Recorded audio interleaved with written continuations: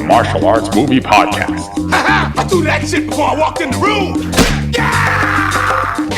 Featuring drunken Thai boxer, Will. Too bad you will die. The also drunken wrestler, Mark. I said I don't want trouble. And drunken karate master, Zero. You've lost your balls. And now, I know Kung Fu. You know, baby. Fists of Fail. Well, Zero, what are we talking about today? What were we supposed to talk about, and then we turned this into something else? Wait, what? We're talking about Fist of Fury and Fist of Legend. Yes, those two movies. Why did we choosing these two? Well, we're doing Fist of Fury because, I'm sorry. We were supposed to only talk about Fist of Legend. Sorry, I guess that's what you're trying to what I was asking. Get at. Fist of Legend is reaching its 25-year anniversary, and it's no secret. It's a remake of Fist of Fury, not to be confused with Fists of Fury, which is actually the big boss. But the big boss is actually supposed to be Chinese connection. But in America, Fist of Fury is the Chinese connection. But when the big boss came You're just here, confusing me Fist even of more. Fury, it wasn't Fist of Fury, it was Fists of Fury. It was plural. So I'm glad that our channel doesn't have that problem where people confuse fist with fists. Yeah. Yeah. What are we called again? We are the Fist of Fail podcast. We're talking about action See, movies. you said that so fast. I feel like you're trying to skate by on the fact that you don't know either. But our namesake comes from the original movie, Fist of Fury. Alliteration aside, we chose that because it's one of the most iconic Bruce Lee films. And it's Fist of Legend is a remake of it, and it borrows enough from it, paying homage to it, but it also deviates from it. Yeah, So, this is how you do a remake or reboot. I hate saying that, but like this is a great remake. It keeps mostly the original story, the bare bones of the plot, and it adds a lot more interesting plot elements to it. I really liked the story of Fist of Legend. Yeah, right. We can definitely get into that, and we will definitely. Obviously, Fist of Legend borrows the basic premise of Fist of Fury, but it expands upon it. And I'm not here to. I just said that. I just expanded upon what you just said, but better. Oh shit! Okay. No, what Fist of Legend is just Fist of Fury, a little bit different, but I'm not to say that it's better, right? And that's actually the point of today's episode. We're going to compare the two. Yeah. I would not say one is superior to the other. I think each film does certain things better than the other.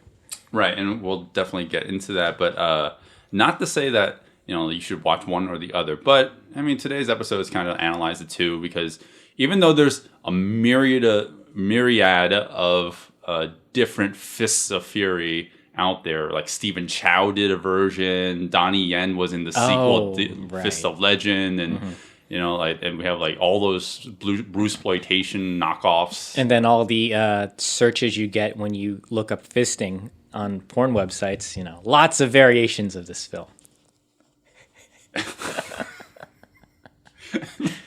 Why are we called Fists of Failure? I don't know. That was not a good title. No. So we can definitely get into the two. And what is the basic premise that both movies share? I forgot the story of the first one. Well, no, the premise of both movies. So the basic premise of both movies is essentially the same. Basically, the hero, the main character, finds out that his kung fu teacher has been killed in combat. So he returns home, and you'll have to elaborate more. I guess basically what happens is he suspects foul play, and he gets revenge on the people who did him wrong. Right, the people being the Japanese, because in this timeline, this takes place during the second or before the second Sino-Japanese War. So that was the war between Japan and China. A little history lesson thing.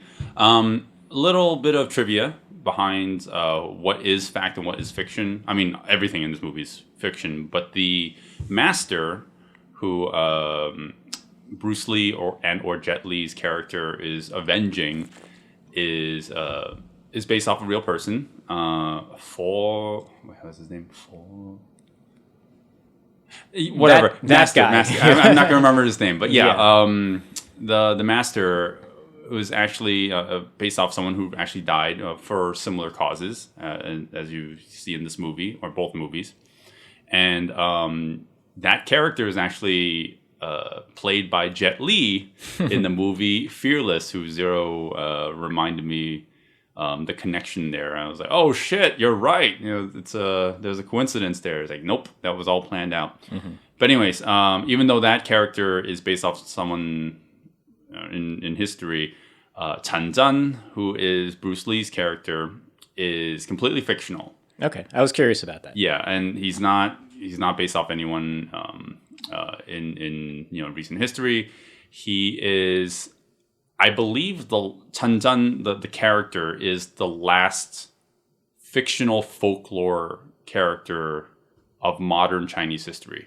The way that I interpret that, and what I mean by that is, like, you have fictional American folklore characters like I don't know, Paul Bunyan. Yeah, Paul Bunyan. I don't know how modern that is, but yeah, like, right, like you know what I mean, right? You have like these characters that aren't based, they're not real, but like they're inserted into history, right? Yeah, yeah. So this character is, he was created for Fist of Fury, and like, he was supposed to be completely fictional, but his portrayal in the movie was so iconic for the Chinese audiences that we kind of mythologized this character alone, and then that's why Fist of Legend became so popular and such. Right. It and just jumping ahead a little bit, it seemed like they were trying to build on the mythology a little bit. Like they were kind of playing to that. And I don't think this is really spoiling anything. Like at the end of Fist of Legends, they were kind of telling stories of what Chen Zhen was doing, because they were like making this mythology out of all these good things he was doing for the Chinese people. Mm-hmm. Right. And yeah, he's a, I don't know if this is a spoiler, but I guess he's a martyr. Yeah, that's kind of a spoiler. That is a spoiler for sure. If you look up the definition, then yeah, it's a pretty big spoiler. Right. He's supposed to be a hero, and that's actually, and I think we should talk about that, because that was a decision that was made by Bruce Lee. Mm-hmm. And I know you're the go-to Bruce Lee aficionado after reading his quasi-biography. But Bruce Lee did not, like, he wasn't entirely enthralled with the fact that the character was, so violent. He's basically, really? At least in his version, like, he wasn't like in Fist of Fury, and we'll get into that. His character goes on a killing rampage. Yeah, that's essentially his character, and Bruce Lee wanted there to be some sort of karma at the end, yeah, you can't just do this with no repercussions. Yeah, and the ending is a result of that. Like, that was Bruce Lee saying, "I want my character to look up the definition of martyr." You'll know what happens. But you know what? That works though, because it just helps to it goes towards his character. He's doing all these things, and it goes with, I guess, the history of that time period, because you can't just go around beating up the Japanese who were occupying China at the time and get out scot-free. Right. It was probably the realistic scenario if that actually happens. Yeah, and that's a complete difference. That's the polar opposite of Fist of Legends' interpretation of the character, because he's more sympathetic. And they portray the villains as more sympathetic. Mm-hmm. So we have completely different sides of, or different interpretations of this story. Mm-hmm. Well, I think that's why I liked Fist of Legend a little more, because in Fist of Fury with Bruce Lee, it was a little more kind of one-sided. Like, the Japanese are evil. Right. They're doing this to us. We need to defeat them, because of we're Chinese. We need to show we're not weak. Right. So on and so forth. Fist of Legend. What I like that they did with this movie is it's not black and white, because you find out that Jet Li's character is somewhat romantically involved with a Japanese woman, and so the sides are not very clear on who's on which side. And like he's very conflicted, because does he side with Chinese people who he's fighting with, or his love? Right. So I liked that aspect a lot of that movie. Yeah. Well, it's more modernized, right? So they're trying to make it seem more worldly, which is weird, because even though we talked about Fist of Fury, the original, which came out in 72, I think.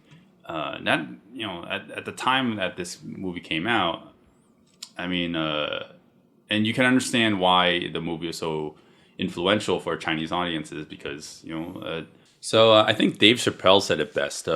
America kind of bombed the masculinity out of an entire continent.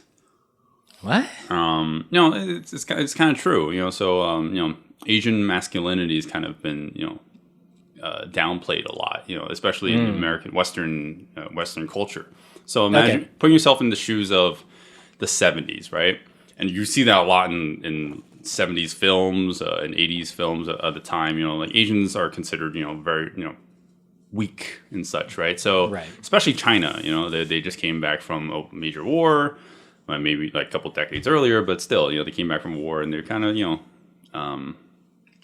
they're seen as inferior, So I can see myself putting myself in the shoes of them, and like just being enthralled when you see Bruce Lee destroy that sign and kind of stand for Chinese pride. I get it.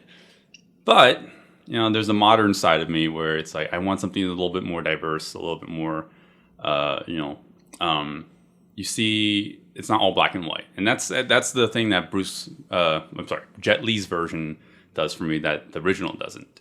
So we have a little bit of both, like you have to put yourself in the shoes of the audience for the time that it was made. Yeah.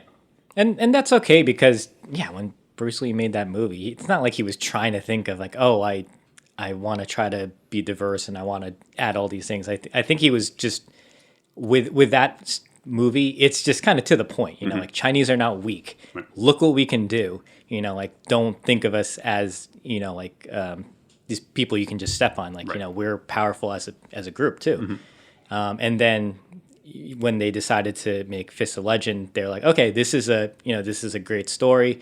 Let's build upon it now. Let's not just make it so one-sided against the Japanese. It's funny you say that, because Bruce Lee stopped working with the director of this movie, Lo Wei, of his version, Fist of Fury. He stopped working with him after this because he wasn't a fan of the race element of the movie.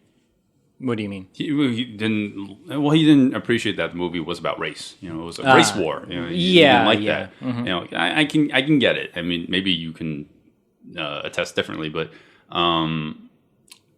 Bruce was all about combining the best of everything. So I guess he wasn't so single-minded to be like, hey, this race is better than another race. Yeah. So this whole, considering he was not full Chinese, that's understandable how he would not want it to just be like Chinese versus Japanese. Right.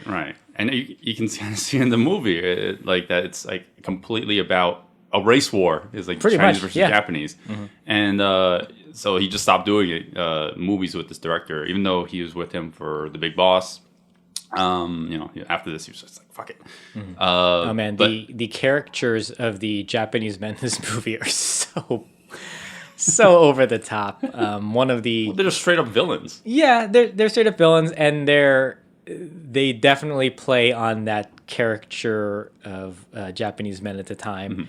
They have what's it called? Like one of the senseis of the dojo, he's got those circular, thick brown glasses that make his eyes look really small, and he's got the mustache. It's just like, oh man, fashion of the time, maybe. Of the time, but you can tell that they were trying to make him look kind of More silly, Japanese. more Japanese. Like they were trying to make him look visually unpleasing as well. Right.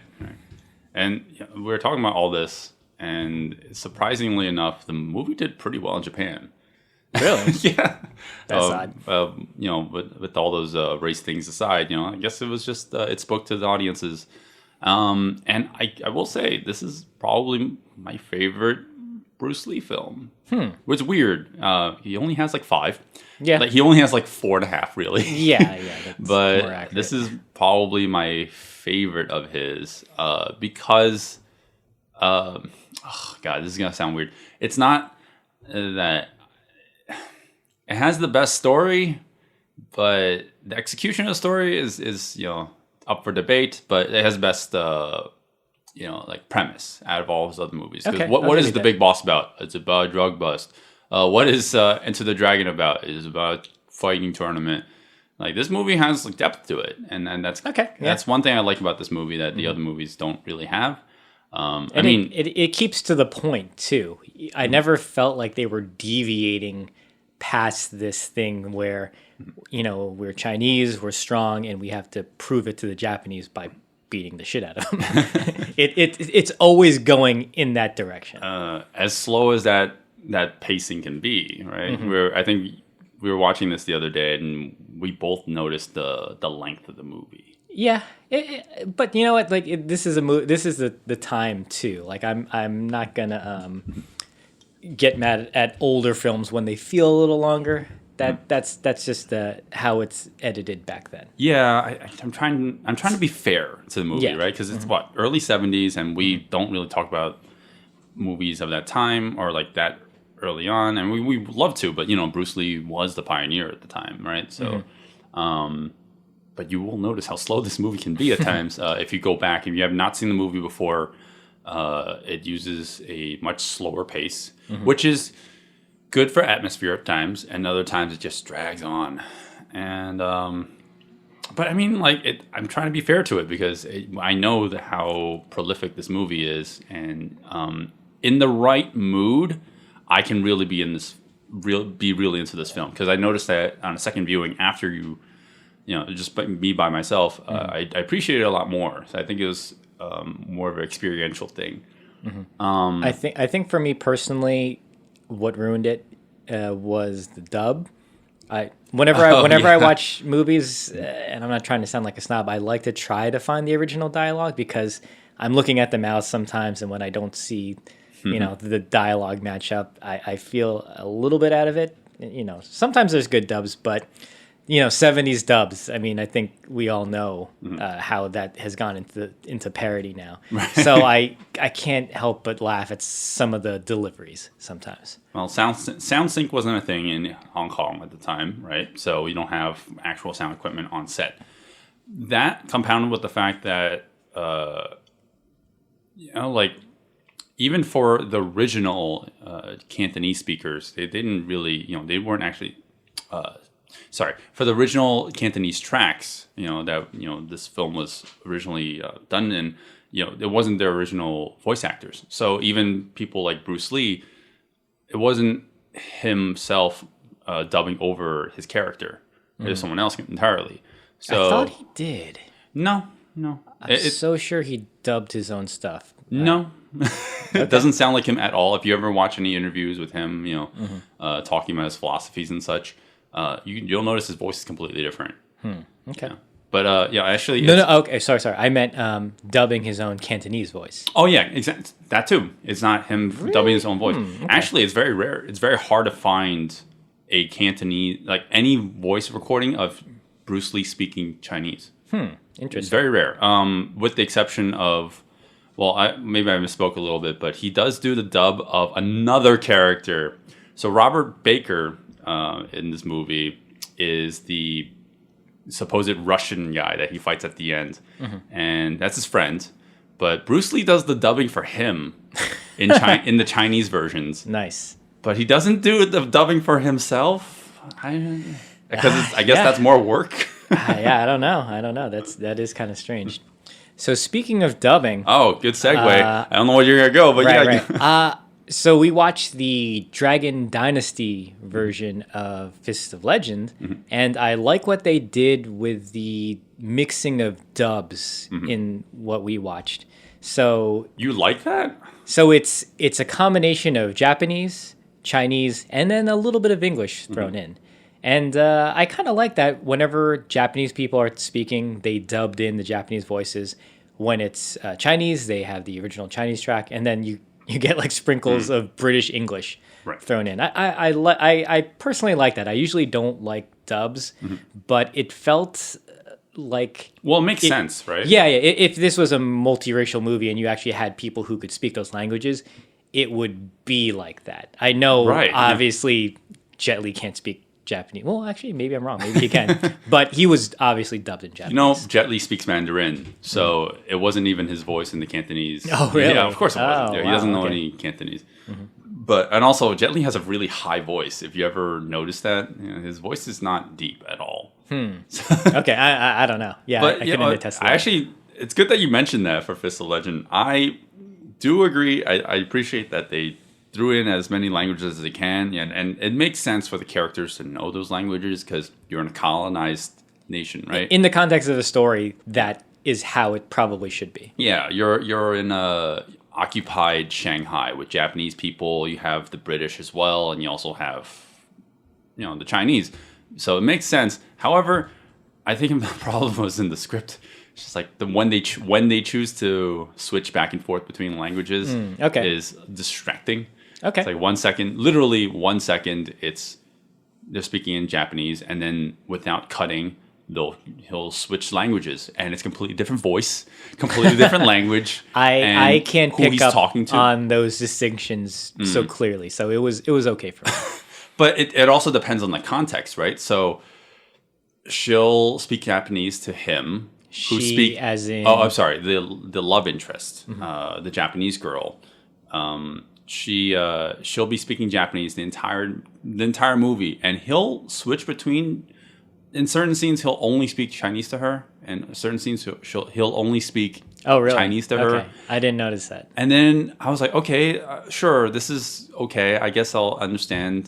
They somehow have this telepathic communication thing. And then this one scene in the movie, she tests her, I guess, because she has to talk to Billy Chow. No, sorry, not Billy Chow. She has to speak to another character who only speaks Chinese. And suddenly she knows Chinese. And like, where did this come from? Why weren't you talking Chinese the entire movie? Right. I don't. Minor complaint. All right, let's break down Fist of Fury plot wise in a nutshell, and I want to talk about the character, and let's just focus on Fist of Fury first, because Fist of Legend's another bag of worms, right? I'm sure our discussion of Fist of Legend will be a lot shorter because it's just almost like the first movie in terms of story. I would say it's different enough, but It's different enough, yeah. So Fist of Fury, like we were talking about, is about someone trying to avenge his master.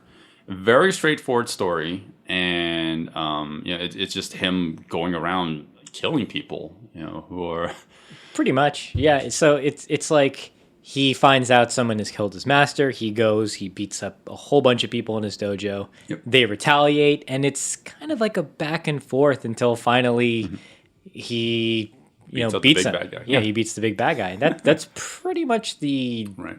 basic story of Fist of Fury. I do want to talk about his character, though. Sure, yeah. Do you find him kind of arrogant? Well, not arrogant, like just overly aggressive. Maybe it didn't come off that way back then, but I just found him to be just. I didn't think brute. so. So we mentioned this a little bit when we were watching it. One thing I thought was really funny is, so it's no surprise to people that Bruce Lee wasn't like the greatest actor. He was good at being himself, so they really needed to write roles where he was just kind of who he normally was. Yeah, he was no Macaulay Culkin. Yeah, and so there are many times when people are feeding lines of exposition to him or around him, and he's just kind of brooding at the camera or kind of just, lamenting something. Right. And I always thought that was kind of funny. It was an interesting way to work with an actor who has limited range. And I thought that was kind of clever. So his appearance in this film, I feel like they're trying to make him come across as stoic, but also really? no, well, let me finish. So kind of stoic when he was not fighting, but then he was almost like a loose cannon once he did get angry. Right. Yes, but that's the thing. He does just get angry. Yeah. Yeah, and he can't control his emotions. And the other characters in the movie will try to subdue him, but it doesn't really work for him because he just lets it all out. And I think that he doesn't understand consequences because later in the movie, and he does warn everyone that oh God. It's going to sound terrible. Please do not use this out of context. And the Japanese are not to be trusted. They're going to, hurt you regardless. So like at the ends, the Japanese basically, do something terrible to the entire school. And, like they're all like, oh, Bruce was right. But honestly, it was like, that's kind of feels like retaliation, right? It's like, you don't know if they did that because they were, they were going to anyways, or is because Bruce Lee was fucking killing everyone.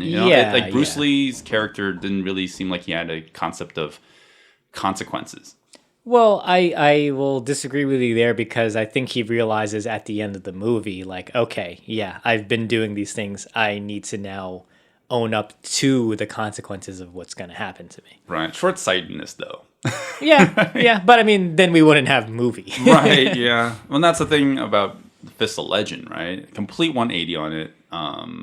Jet Li's character is a lot more humble, a lot less aggressive, or like far less aggressive. I will say that with a caveat because the opening scene of Fist of Legend, he does not hold back in fighting people who are kind of antagonizing him. But they're antagonizing him. It's still kind of self-defense. Whereas Bruce Lee's literally going up to people to kill them. Yeah. To beat them up. I mentioned this in a previous episode. Like I like Jet Li a lot as an actor. I feel like, and I'm not trying to be negative about it. I feel like it's a little unfair because he has a lot of on-screen charisma that, like, with whatever role I see him in, like I have this feeling like, oh, I like this guy. Like he's got a face that's just kind of likable. So he could just be doing something stupid. I'm like, I side with him. Like you're watching Lethal Weapon 4, you're like, why is the good guy dying? Yeah, I don't understand this. Yeah, and that's why they made him a dog in another movie. Because you're just like, I love dogs. He was unleashed. Yes. But yeah, it's weird because like for me, he has this really great likable face, and then when he's getting angry and he's fighting, I can't take him seriously sometimes. Yeah, I completely agree. I think you know what I mean, right? Like, because he looks angry, but I'm like, oh, when he smiles, it's okay. That's weird for you to say that because I actually don't think Jet Li's a good actor, but that's nothing against him. It's just because Well, I wasn't commenting so much on his acting, more so like his presence. His presence. Yeah. Sure. I feel like he's got really good presence. See, that's the different approaches for these movies, right? So Bruce Lee's version, he's supposed to be menacing. He's supposed to be intimidating because he's a physical menace. Because it's Bruce Lee. You don't want to get into you don't want to go down a dark alley with Bruce Lee, right? Well, it's interesting. Well, Jet Li's not supposed to be like that. He's supposed to be humble and, I guess, stoic, like you said. Right. Well, the interesting thing with you saying that with Bruce Lee being menacing, if you notice, like he's the only guy who's kind of taken off his shirt and just showing how physically his physical presence to everybody. Everyone else is fully clothed, and you're just seeing him. Just showing off his body, like, yes, like I work out, like I can own you.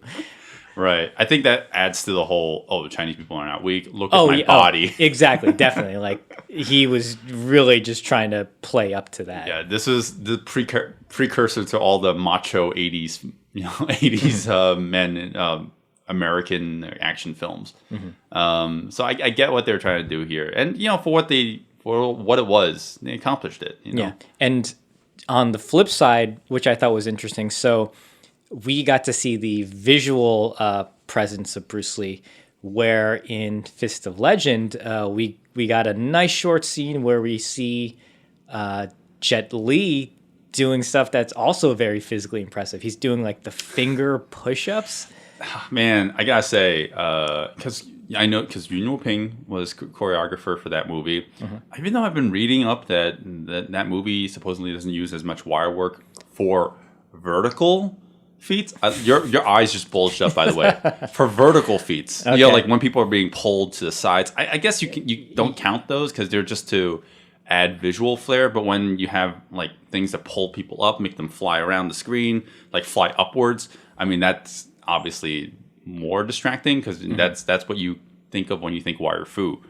But in that training sequence where Jet Li is like doing one-arm pull-ups, you can very easily tell that it's not him really doing it. And I mean, like it's fine. Like they're trying. It actually kind of found it funny because it feels like it's cheesy. It's intentionally campy. It's like, oh yeah. Do you think I feel like he could do that. No, it wasn't him. Calisthenics guy here. Like if he was really doing it, his leg wouldn't be over here, where his arm was over here. Like that's not where your weight distribution is. Right. You know. But then like even looking at him doing the one-arm pull-up, no, one-arm push-up, I can visually see the like gravity being lifted up around his waist as he's doing it. He wasn't properly centered. Yeah, right. So To it's do too that, easy for him. Like there doesn't look like there's any sort of strain.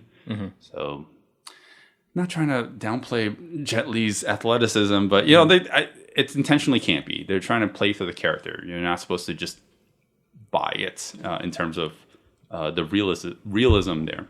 But I will say, this is my really bad transition into this. Sure. I want to talk about the impacts. Is that the word I'm looking for? The physicality of the fighting in both movies. One particularly for Fist of Fury. Bruce Lee, when he kicks someone on screen, even when it doesn't connect, I buy it a lot more. Do you agree or not? So are we going to get into the fights? Yes, I would love to. Sure. But we can circle back to the character stuff. But Sure. But I think that's the whole point of our show, right? Okay. Right. Well, I wasn't sure if we were going to delve in now. So these are two very different movies. I like both movies for different things.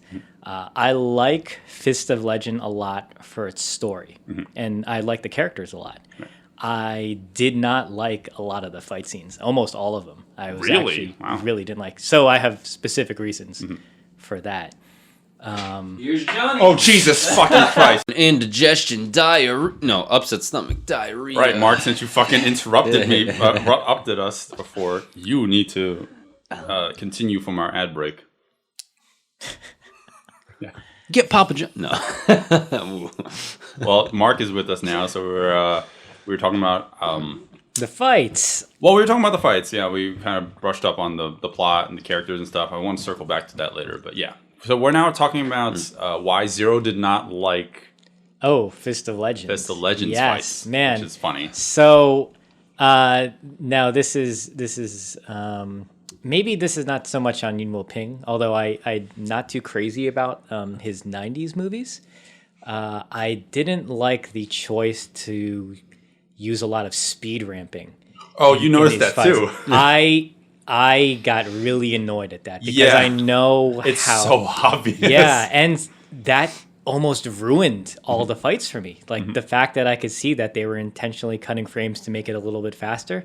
I started not being able to focus on the choreography because I was just getting annoyed at them speeding it up.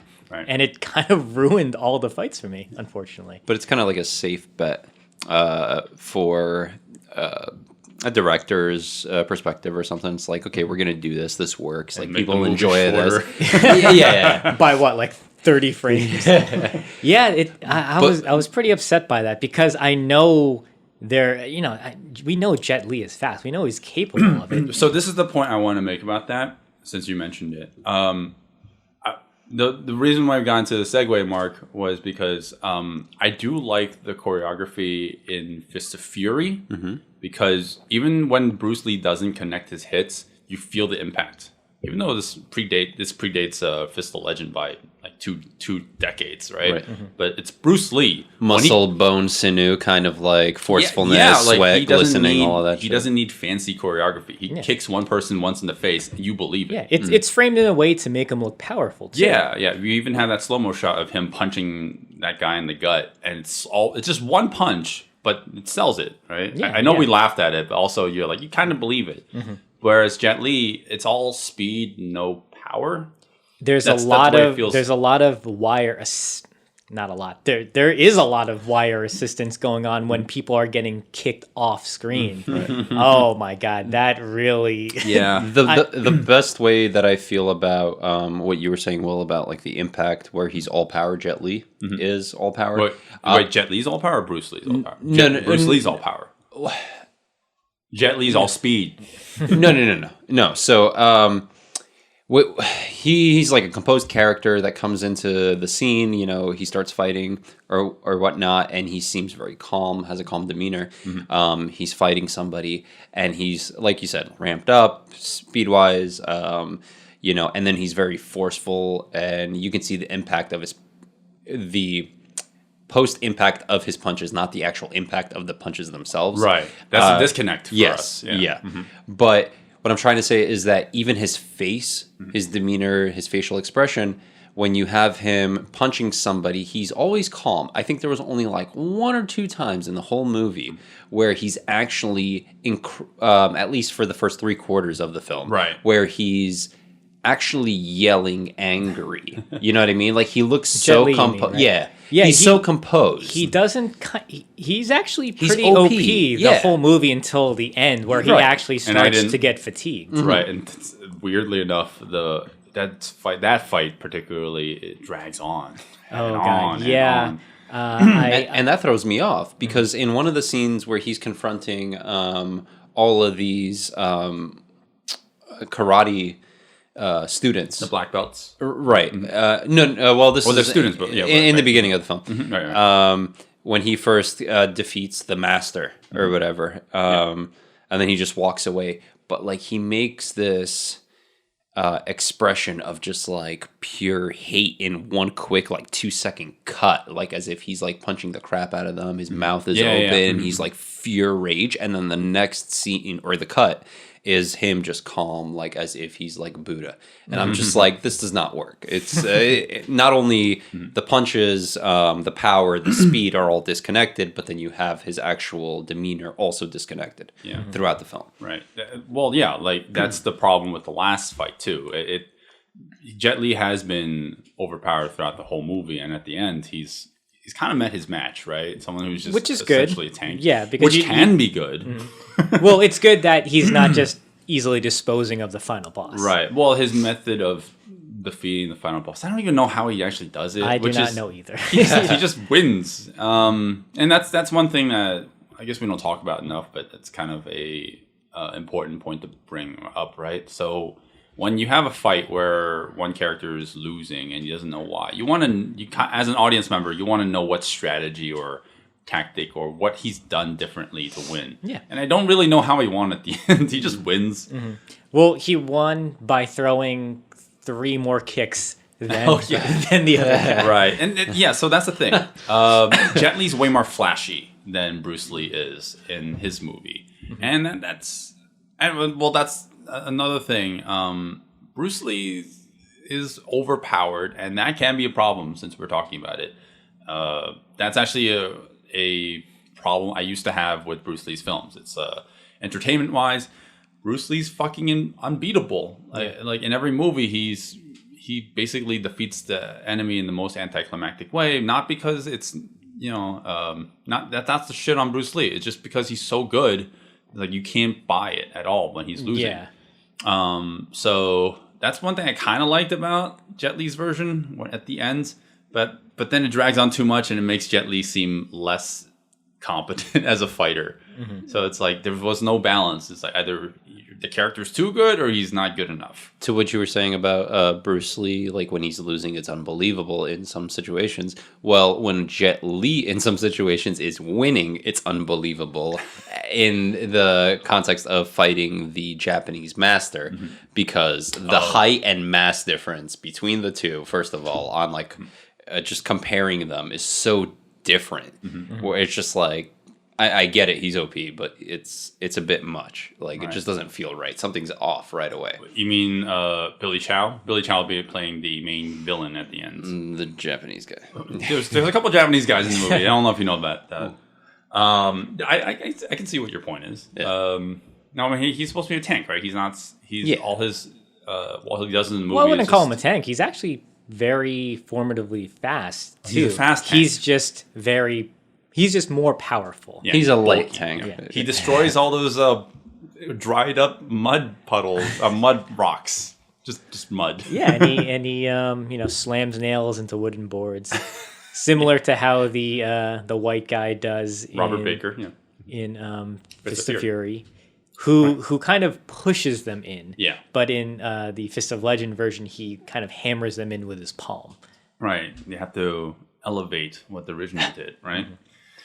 But So I wanted to go back to Fist of Fury a little bit. So this movie actually has less fight scenes in it, like a lot less. Right. And for me, they were a lot more visually memorable.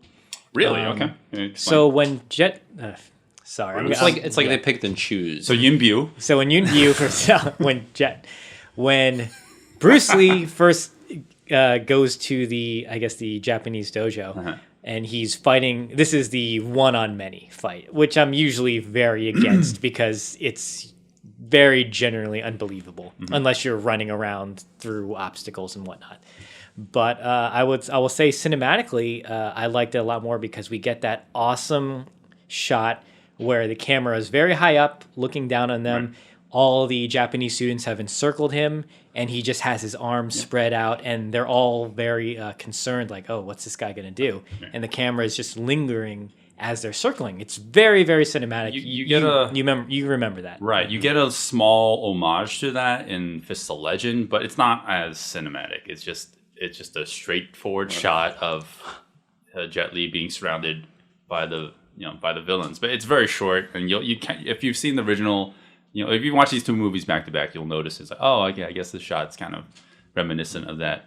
But I know what you're talking about. I guess visually it's more clear, for better or for worse, because you do notice a lot of the background putties, darting back and forth a lot in this. Yeah, in the original. that's when you do one versus many fights, that's always going to happen. You're going to see people standing around unless you somehow made people like get out of frame, and right. You can't do that because they set it up that he's encircled by all these students. So, can I mention? Okay, I want to mention for those who don't really understand, like the difference in style that Bruce Lee has with, as opposed to any other on-screen martial artist ever, even to this day.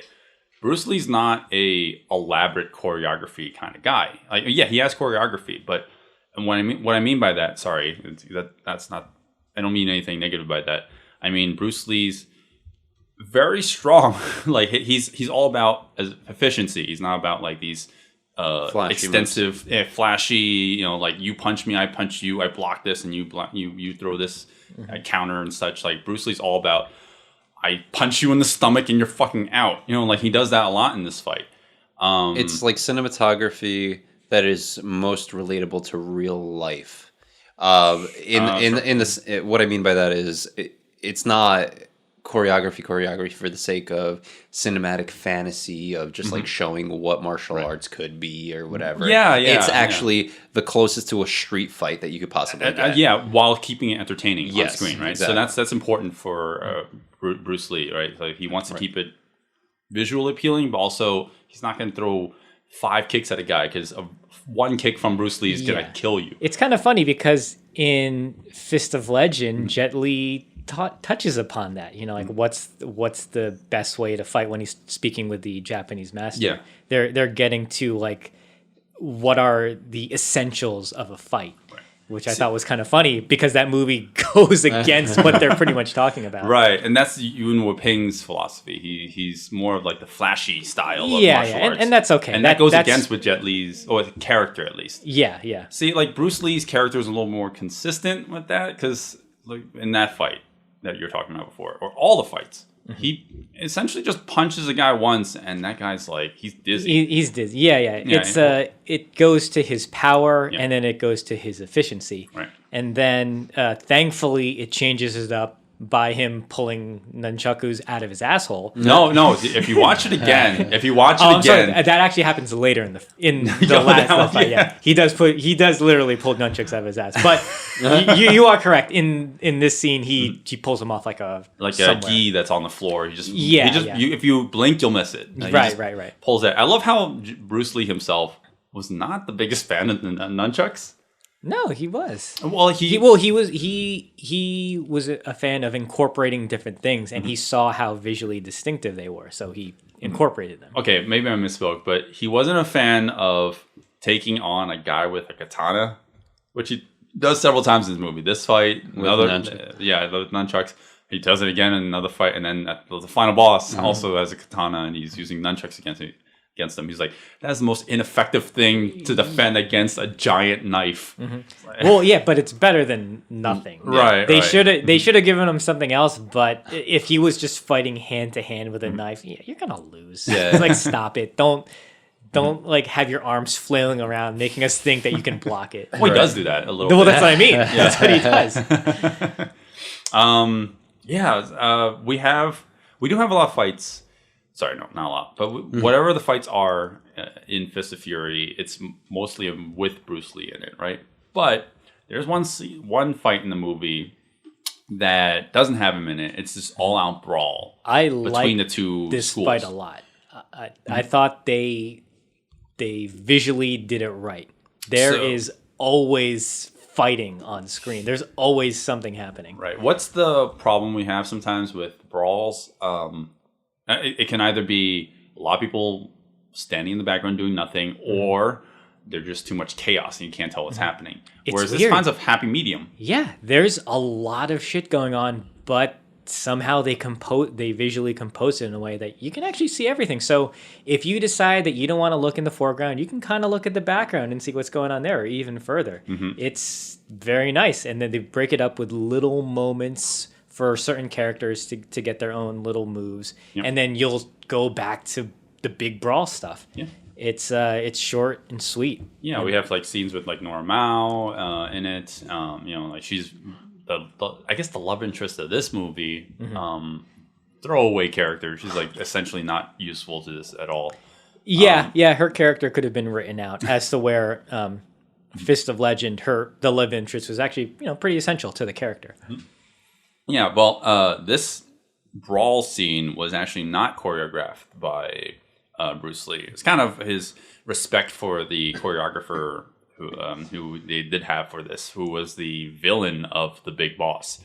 Because they did the movie together, so they're like, hey, you do this fight scene, since I'm not even in it. Might as well make it more of like the traditional, like everyone does fancy choreography thing, which makes sense because Bruce Lee's fighting style is so different from everyone else, more distinct. More. Well, it's weird because this doesn't seem really flashy at all. Like there are, some. There's a few moments where I think it's like the Japanese sensei from the dojo's coming in, and he's literally pushing people aside, and they're flying away because I think the guy's gonna be bothered. He's like, oh yeah, he's doing like these weak ass karate chops, but it's okay because there's so much going on screen. Yeah. Like I'm not distracted. Yeah, just get to the point essentially. Exactly. Right? Yeah. Let's do the comparison between this and the all-out brawl in Fist of Legend. That's the thing. Choreography wise, I mean, neither one are. I don't want to shit on them, but I think Fist of Legends was a little bit more motivationally driven than this one, where it just feels like watching Fist of Legends version, like you understand why they're why they're the Japanese are attacking the school. Like Yeah. you can understand both sides. I think that just goes to the fact that Fist of Legend has the more interesting story because it's not so black and white. Jet Li goes there and beats everybody up, but it provokes them to now retaliate. But you understand, some guy just came here. We don't know who he is. Now we got to go and fight back. Right. So it's this back and forth that's going on, but you understand why. Right.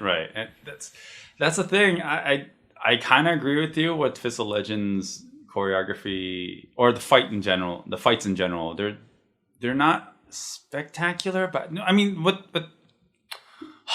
I don't know. I toggle back and forth because, yes, they overstay their welcome sometimes, but I don't think they're terrible. I think they're pretty good sometimes. I agree with you there. Yeah, this inspired the Wachowskis to fucking hire Yuen Woo-ping. Oh, is this the movie that they saw? This was what inspired them. So I can see it. Watching it again, I see a lot of athleticism and a lot of amazing choreography here. However, all the fight scenes can last too long, and I don't buy a lot of it sometimes. It's because Yuen Woo-ping, it's wire work. There's a lot of it in there, and it's distracting. Right. So just to touch on the wire work stuff a little bit with Fist of Legend, I think for me personally, why it takes me out of it is because it feels like the movie's supposed to be grounded in reality. There's no mysticism going on. But then you have characters who are kicking you and you're going 30 feet.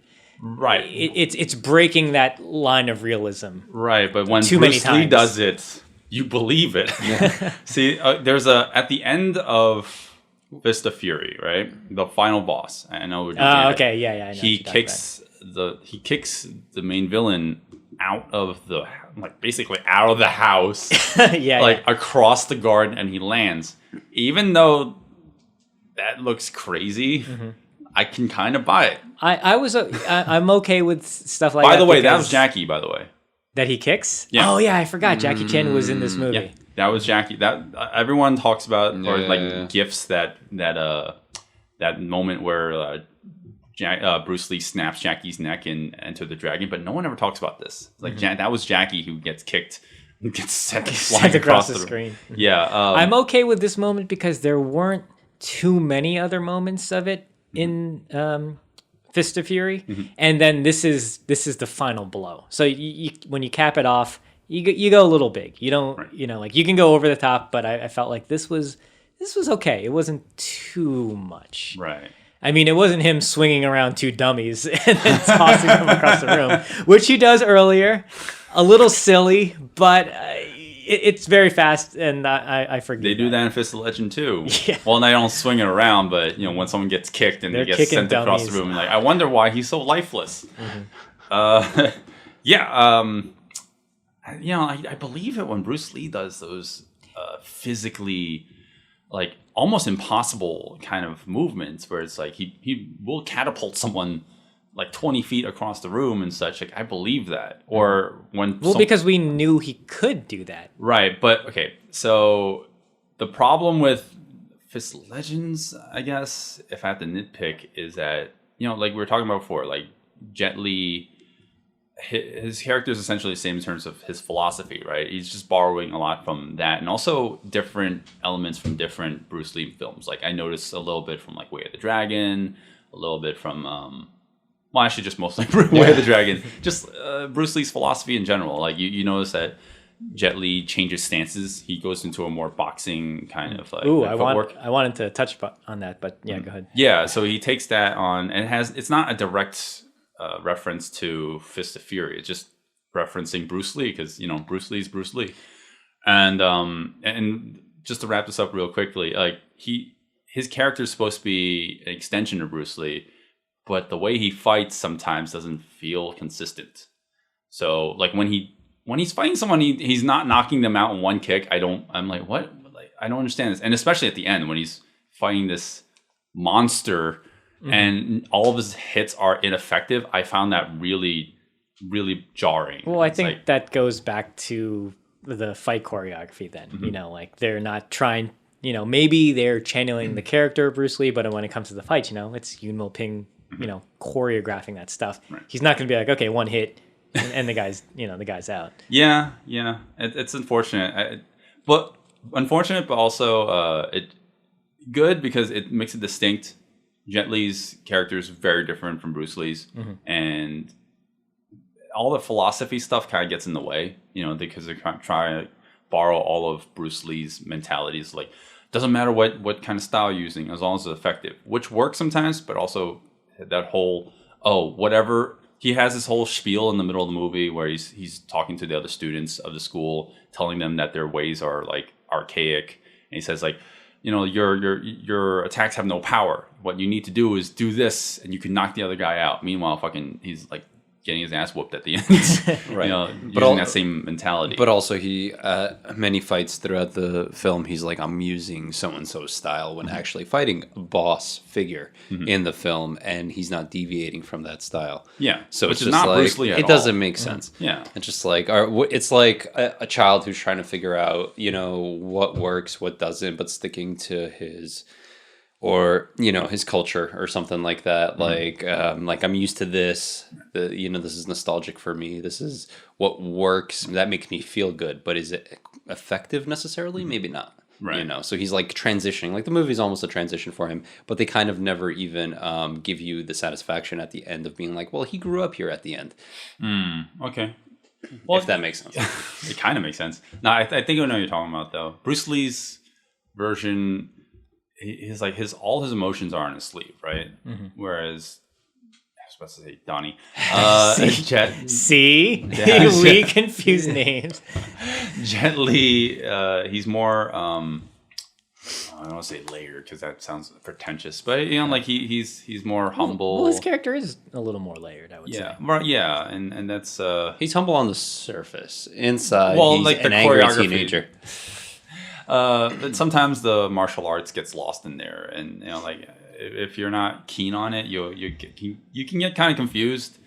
We're talking about Bruce Lee, like he's a stand-in for Bruce Lee, right? So if you believe that Bruce Lee has all this power, Jet Li doesn't necessarily like. It's like he's supposed to be a different interpretation of the character, right? So he doesn't have to be completely one-to-one to what Bruce Lee was. So a lot of the choreography doesn't stay consistent with that. Yeah, no, you're right. I just going back to it, I think it's the decision of the fight choreographer, like him wanting to do the fights his way. Yeah. And this is just of the times too. They're not going to just do it how Bruce Lee did it. So there's one thing I wanted to touch upon. One of the few fights I did like in Fist of Legend is when Jet Li fights Tang, who was his brother friend from the school. Oh, you mean the master's son? Yes. Yeah, right. So there's a great moment where. So this fight does not exist in the original. In fact, that character doesn't exist in the original.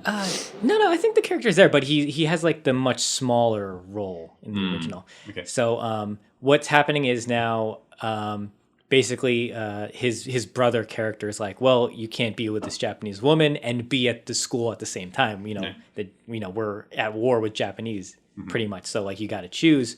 If you beat me, you can be the master. If I win, you got to leave. And so they fight. And one of the things I really liked in this fight scene is that Jet Li starts adopting the boxing stance and style where he's kind of hopping around. And I felt like this was almost a debunking of that. So you remember in Way of the Dragon, everyone says, oh, Bruce Lee beat Chuck Norris because he changed his stances. He became a little more fluid and he became a little more bouncy. Right. So Jet Li adopts this. Yes. He starts. They borrow that. Yeah, exactly. They're borrowing from that movie. He starts hopping around. And he starts winning. But then you notice the brother starts counting his hops. And he realizes that he has now put himself on a timing. Right. So when he jumps off the 1 foot, he then goes in for the attack and he's able to get him. Right. So I thought that was a really interesting way that they, maybe not debunk, like a way to combat that sort of strategy. Yeah, they're not showing it's just black and white, right? There's Exactly, always a yeah. way to beat someone else, which now you put it that way, that makes sense, and I could appreciate that. I don't know. There is no superior style. There is Right. no superior move. There is no superior, let's call it timing or stance or bounce or whatever. It's just in the moment what you're thinking. What is the counter? And then you have to figure that out. And as long as you can figure that out and you don't keep it the same, then you will be the winner. And you Right. just keep Is that changing how it. Jet Li wins at the end? Though? Well, Just wins because tenacity, or what is it? What is he just wins because he's just a better fighter? I think ultimately he won because he was the better fighter. Yeah. But I like He's that the moment. protagonist. Yeah. oh, I thought it was just because it's a Chinese movie and the Chinese guy had to win. They're both. What are you talking But yeah, he beats him because he is indeed the better fighter. But I liked that his brother character was able to realize like, oh, he changed up his style and now he's noticing Right. his new technique. This is my weird transition to the fight that Jet Li has with the Japanese uncle, Okay. the love interest uncle. Almost feels like another angle at what you were just talking about, like adapting different styles. So it starts off with Jet Li kind of underestimating his opponent because he's much older, but the other guy has this magical ability to jump 50 feet in the air and turn to a stunt double and kick him. Yeah, but and become everyone a has lot that more- ability. and become a lot more nimble. So in this fight, again, the original doesn't have this. The opponent has he's constantly questioning what Jet Li's fight philosophy is, right? And whenever he notices Jet Li changes or tries a different style, he'll also imitate that style and try his methods. We have some pretty good little moments in the in these fight scenes that I really appreciate. Like there's one moment where Jet Li tries to perform a judo throw on the uncle, and the uncle just puts his hand over his the lower back, and that's completely negates all the momentum that he was going to have. Yeah. I thought that was incredibly clever, and it was shot so well. Like even if you're not martial minded, is that the way I want to describe it? Martial arts savvy. I thought you were going to say Marshall Mathers. Yeah. Yeah, totally. Spaghetti. If you're not So Benny's?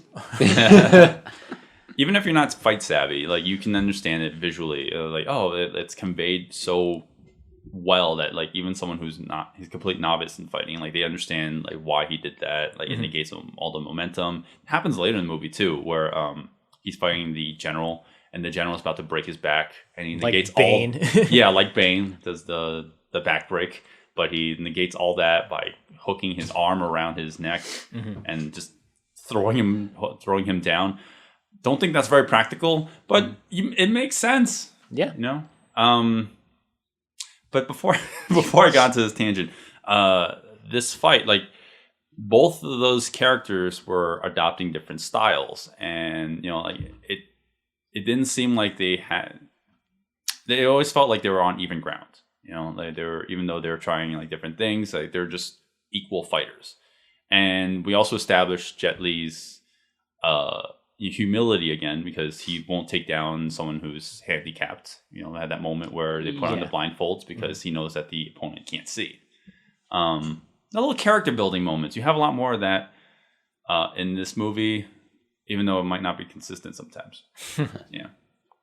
What were you saying, Zero? Well, I was going to say, Tangent. I liked a lot of stuff about this fight when he fights the older man, as you said, because they're technically on equal ground because Jet Li is the younger, I guess, more powerful fighter, but the uncle is the older but more experienced fighter. So it's an interesting clash between physicality between the two people. And then I like that they kind of share philosophies at the end. Like Jet Li starts spouting like, well, this is what I believe. And the older, more experienced fighter, as it usually goes, will challenge that and offer more insight. Like, well, what if you thought about it like this? Right. And it opens his mind, which I thought was a nice character moment.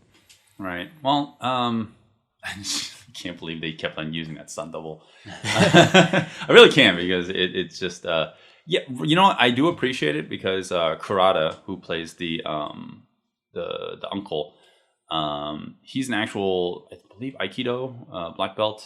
You know, like you can believe it, like when he's throwing his punches and kicks. I mean, you're joking about the use of the stunt double, but there are a lot of moments where he's clearly fighting Jet Li. I appreciate that. It's because they do the more fantastical stuff, like these weird jump kicks and throws that obviously the older actor can't do. Right, and I kind of didn't want that.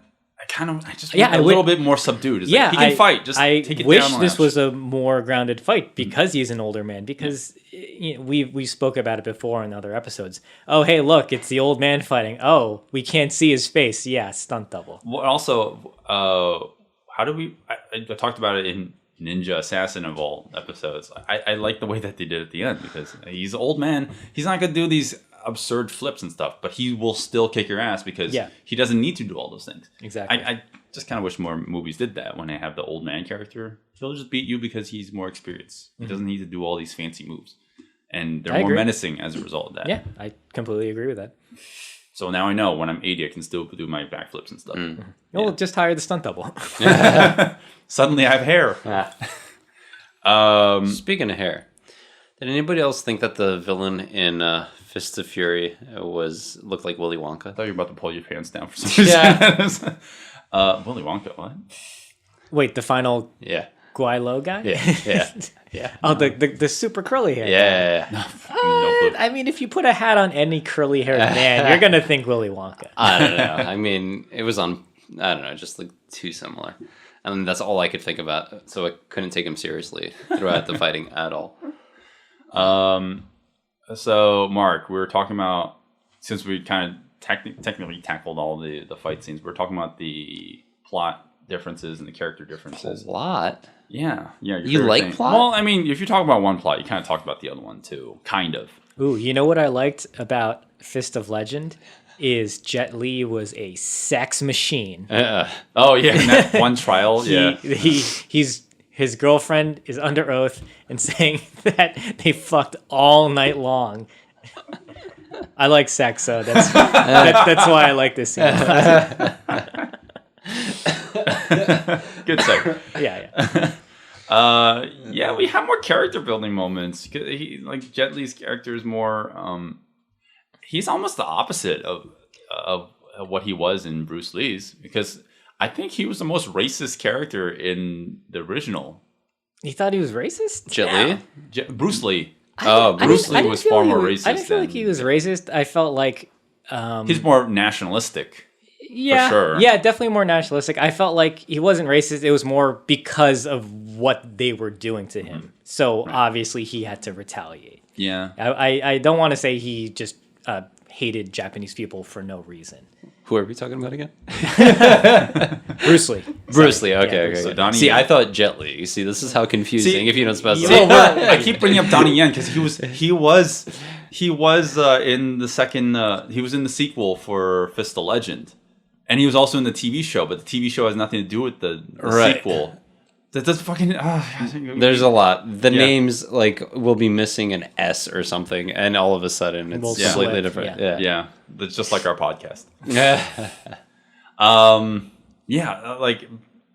I think the characters are so different, and But I'm okay with that. Like I said, this is how you do a remake. You take you modernize them. You modernize it. You take the basic story, anything that's good you keep, anything that's bad you don't, and then you just build upon it. And I thought they did that very well in Fist of Legend. Yeah, no, absolutely. I think, and the plot's more less one-sided in Fist of Legend, and you would think that I'm almost 100% on the side of Fist of Legend if I had to pick a side.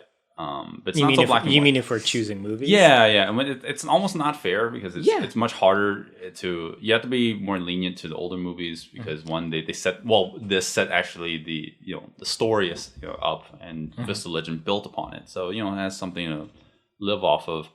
But but yeah, like if you're in terms of entertainment value, they both have their. Are we making recommendations? Yeah. So Already? this is coming into No, we're the like, constantly- which one do you like? Which one would Yeah, you like- recommend? No, okay. I mean, So- if there's more you want to talk about, but I honestly, this is like the whole point of this discussion. Like, we're There's not constantly much Well, more you usually can we say. wrap it up with that. So Sure, I'm wondering if that's where we're going. Is there anything else you now. want to talk about in terms of the choreography? Because I think that's what.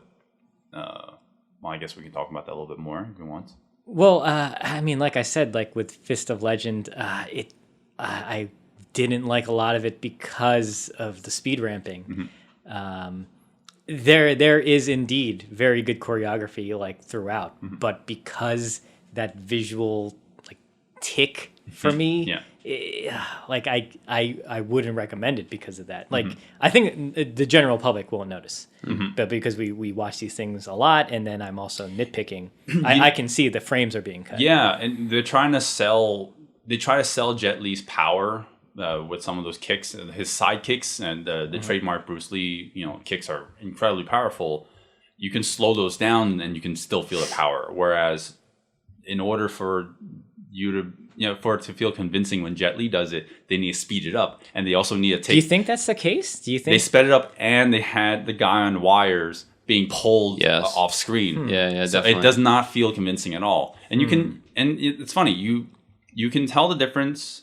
You can tell that some moments are being sped up not only by how fast they're moving, but by the movement of their fabric. Oh yeah, The fabric's look way look in the background too. How things are moving, like they look unnatural. Like there's sometimes things waving or just you see the speeds. You mean that Japanese maple wasn't real with those fake leaves falling? Oh man, did we talk about that in the final fight? That fight goes on forever. Yeah, that was one of my things too. Like the fight and going kind of back to what we were talking about before, with Magnificent Butcher. Like you can have great choreography, but sometimes if it just keeps on going on, you're like, where does it end? Like show me something different, show me something new, or just put a pin in it already. Yeah. Even though you and I kind of had different opinions on that, but no, I can see what you mean though. Even I felt the length on this one. That final fight kept on going because what ends up happening whenever you have these final fights where the protagonist can't win at first, we have this back and forth of essentially just getting like a boost of adrenaline. Like okay, like he does that trademark getting up thing. He looks at the camera and he's like, "Oh, now I'm serious," and then he defeats the villain. But in this final fight, he does that like 4 times. Yeah, there's so many moments where both of them kind of get kicked to the side, and they get that they get their time to breathe, kind of gawk at each other, gawk at the camera, let the blood drip down. Yeah. It's like Yeah, but it happens so many times. You're like, when is the final moment gonna happen? Exactly. That's the problem. Yeah, that was a big issue for me too. And also just because I thought the main villain was not as interesting. Well, I don't think the original villain was very interesting either. Yeah. Well, the problem I think with Fist of Legend is while we said there's lots of nuance with the characters, it isn't very easily black and white. The problem here is they did need a villain, and as usual with a lot of things, the military is the villain. Right. So the military general is the one who's kind of pulling the strings, who wants the Chinese to be kind of undermined. So he is very obviously evil this whole time. There's no character to him.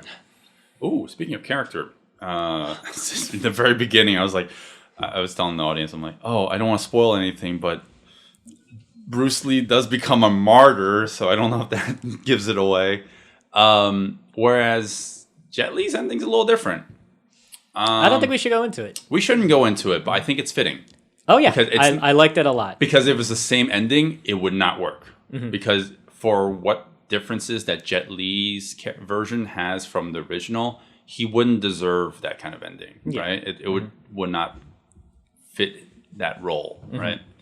And also they need to set up a sequel with Donnie Yen in it. Does the sequel follow the story? Yes, but it makes no fucking sense. I watched that movie twice. Ooh, it's I wanna so see hard it to now. understand. and again, it's played by Donnie Yen this time, but Donnie Yen also played the character in the TV show, but it has nothing to do with the TV show. But it's the same actor, and same character. Nah, it's fine. It's fine. So Donnie Yen is a guy who's troubled by the Japanese, and he needs to save his family and his dojo from. What? Where are you going? No, basically, I'm saying that Oh, these Ip Man. 2 movies are basically Ip Man. The first one. Sure. And Jet Li played the master and the student. Yes. In Fist of Legend. I got so much fisting. Fist of Ip Man. Too much fisting, guys. All right.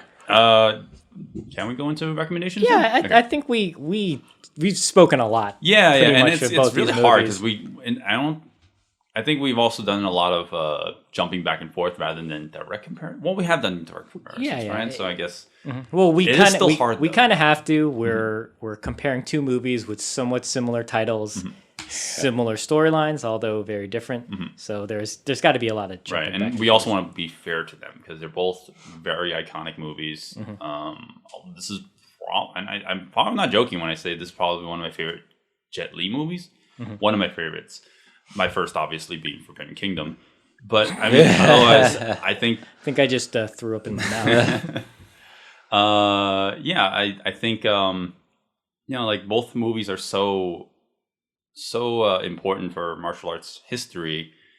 Comparing them is not exactly an easy feat, even though we just spent the last hour doing so. But if the whole point of our episode today is just like if you had 2 hours to spare, which one should you watch? And I guess that's where Mark would take this from. Right, Mark? I would If you had just, to choose one if I had to choose one, to spend 2 hours watching. Fist of Legend. Fist of Legend. Why? Why? You don't even have a reason yet. I thought this was multiple choice, Phil. So Explain your I'm answer. I'm gonna go with C because that's always the right answer. You're gonna choose Fist of Legend 2, aren't you? With Donnie Yen. 3. No, I mean it's look. There's an appeal to Bruce Lee films, but there's also something that's very old school, archaic, and kind of you can't associate with those movies as much as you want. There's kind of a distance between. I'm speaking from a current standpoint, right? So, Fist of Legend is more appealing from a cinematography kind of standpoint, from a choreography standpoint. Even though that the choreography may be embellished like a mother. Regardless of all of those things, overall, I think most people would enjoy Fist of Legend, and I kind of, I have little nitpicky things about Fist of Fury, but Like, I'm not going to get into it because we're doing recommendations. I mean, it's over. I popped in randomly, so this so I have Scared the shit out of me. so I'm not gonna go into that, but generally I just would prefer Fist of Legend from a modern would you point just of view. recommend the movie or was I would recommend right off of the bat both films. However, and actually I would also recommend watching both films in the chronological order. So not one Legend before Fury. Right. So Fury before Legend, and then actually doing what we did because you can kind of appreciate it more. I think it's one of the movies, the verses that you can kind of appreciate by watching one after the other. You can appreciate both by watching. Oh, interesting. Because other films, it's just like, oh, okay, I can watch this and this, and it's just like, it's kind of like, but like, no, plot is fairly similar. There's homages to action. There's just, but there's enough differences where you're like, oh, okay, like this is similar. This is very different. Like, okay, and it kind of it keeps you engaged, and it's not something by the second movie you're just like, oh, I'm going to sleep. Like that's it. Okay. Yeah. And the fights? What do you think of the fights? Fights. I mean, not much different than what I already said. Just I think you hit it on the nose by saying Jet Li's are more effective.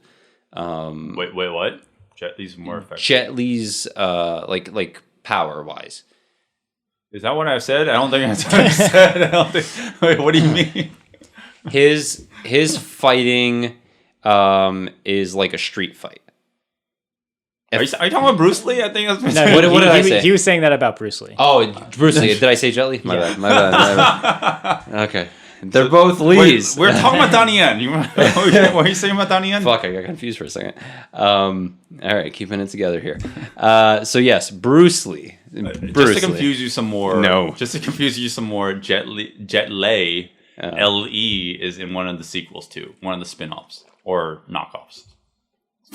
But go on. So Donnie Yen was a really good actor. But no, so Bruce Lee, like you were saying, Bruce Lee was the one that had more power. It's more of a street fight. It's more relatable to a real life situation, and I appreciate that more. Whereas everything else is embellished in Jet Li's. Jet Li's. Lays. Lay. Okay. No, yeah. I mean, you just said what I was gonna say. I mean, you said what I've been saying. So, Yeah. Man, you want to go or should I? Yeah, I could go. So, I definitely recommend Fist of Legend. I like the story of that movie a lot more, and in general, It's because of the sex, isn't it? oh, it's definitely because of the sex. They just talk about it. They don't actually do it. Yeah, that's true. You do see a Japanese woman's ass for a good amount of time in Fist of Fury. That's and almost. Well, you see her tits, kinda, not really. Yeah, You see a lot of side boobs. Yeah, side boob. Yeah. Yeah. But I don't know. Them mentioning Jet Li being a monster in the sack, just I don't know. I just thought it was really funny. Not verbatim. That's why you were gonna recommend Yeah. that. No. So overall, in terms of movie watching experience, Fist of Legend definitely did it for me.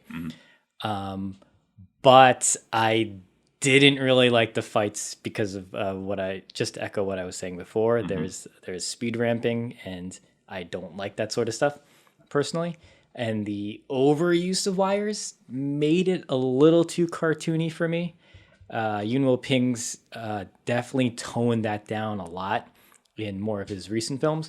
But if you watch something like... I'm gonna laugh at that. Well, if you watch something like Iron Monkey, and if you watch this... There's a lot of wire work in that, man. No, that's what I'm saying. There is a lot. He's definitely... I thought you meant like in future titles. In future titles, he's toned it down. Like it's not, like people aren't flying when someone flies across the screen. Okay. Or the wire work has gotten better where it's not... So noticeable? It's not as noticeable, yeah. In this, it was a little too noticeable for me. So this is a weird recommendation. I recommend the story of Fist of Legend, and I recommend the fights of Fist of Fury. Okay. Like I wish I could take one and put it into the other. I mean, it doesn't exactly work that way. Yeah, it wouldn't work because we're talking about, and this is why I wanted to talk about the characters so much before, is because even though I find Jet Li's character more inconsistent with his fighting style, because there's like a big quote that said that you can learn a lot from the way that someone fights, right? So Bruce Lee throughout the whole movie is very consistent, very, very consistent. He's just out for revenge. He's just angry the entire movie. He only has one emotion: either he's pouting or he's fighting because he's not pouting. And he only has two emotions throughout the whole movie, and his fighting style kind of mimics that, emulates that. He's not here to showboat. He's not here to like do fancy moves. And like you can even tell, like when he's doing these elaborate flips and such, it's not him. It's a stunt double. So like I find it more consistent. But yeah, sorry, I'll let you wrap up. No, I mean that's pretty much it. Like I like Fist of Legend a lot. Like when I first watched this movie, it was like over 10 years ago. I guess I didn't really think anything of it so much. It was a little forgettable for me because I think I was probably only paying attention to the fights, and I knew at the time I didn't like speed ramping either. So I was a little I don't know. Like I didn't care for it so much. Watching this again now, I appreciate it a lot more because I think because I watched Fist of Fury first, I got a sense of the story, the historical, where it was historically at the time, and then seeing this and seeing how they changed things and added more layers to it. So I liked it even more so. So I do recommend both films. I think Mark made a great suggestion where watching one first chronologically and then the other, because I feel like that heightens both of them. Right. But story, Fist of Legend, fights, Fist of Fury would be my preference. Okay. All right. So it's a nuanced answer. It's not just black and white. It's like you have to choose one or the other. Ah ha ha. What? I don't know. I don't know what else to add to what you guys have said. Everything you said. I think I'm gonna be a little bit more devil's advocate because I'm gonna be a little bit more black and white about this. I do like Fist of Legend a lot, and I was joking before, but I think I would rank this on top 3 of Jet Li's movies. But it's definitely not the one. I'm glad we're finally talking about a movie that isn't complete garbage. Oh shit! I forgot. We haven't spoken about another Jet Li. Jet Li. Yeah. Jet Li. Is there a Jet Li? No, I'm pretty sure there is. The last one we did was the one. Dude, this is our first Bruce Lee movie. Oh shit! You're right. That's true. This is happy holidays, guys. But yeah, I'm gonna be more black and white about it. Cue the laughter, like you were just doing now. I am gonna probably recommend Fist of Fury if you had to choose one over the other, because it's the original, right? And there's a lot that you can not learn, but like there's a lot from it. Like if without it, you wouldn't have Fist of Legend, right? And you can see where a lot of it comes from. That's the film historian in me speaking, but Sure. I completely agree with you in terms of like Legend's way more interesting in terms of story. It's better paced, and that's one thing I don't like about Fist of Fury. It's slow. It's very slow. It's got that 70s pacing, and not disparaging 70s movies, because you can have amazingly well paced movies but this movie like drags on in certain scenes, and we didn't talk about them, but my God. They can really slow the movie down. The action wise, I don't know. I guess I would recommend you watch the fight scenes for Fist of Fury on YouTube, even without context, because you're just seeing Bruce Lee kicking ass, and you can believe it because it's Bruce Lee. Jet Li, I recommend them, but if you have any even a slight keen eye on, like nitpicking, you're gonna pick up on all the crappy, not crappy. Sorry, that's a bad term, but like all the wire work that's utilized in it. But yeah, I'm gonna be more black and white about it. I recommend Fist of Fury more, and yay, we finally did a Bruce Lee movie. Yay! You know what movie I recommend more in terms of hairstyles?